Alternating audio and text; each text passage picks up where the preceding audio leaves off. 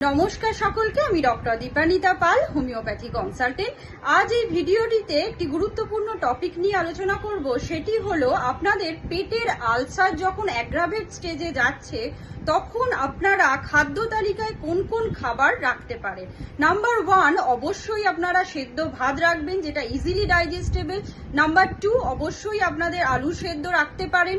Number 3, অবশ্যই সবজির ঝোল রাখতে পারেন, যার মধ্যে পটল, ঝিঙে থাকবে। এছাড়াও লাউয়ের ঝোল রাখতে পারেন।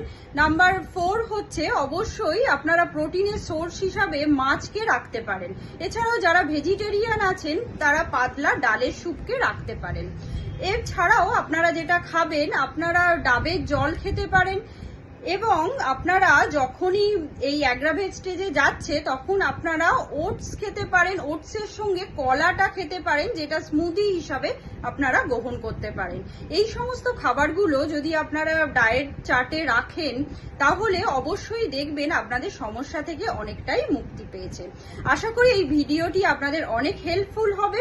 যদি হেল্পফুল হয়ে থাকে অবশ্যই চ্যানেলটিকে সাবস্ক্রাইব করবেন। নমস্কার, সবাই ভালো থাকবেন এবং সুস্থ থাকবেন।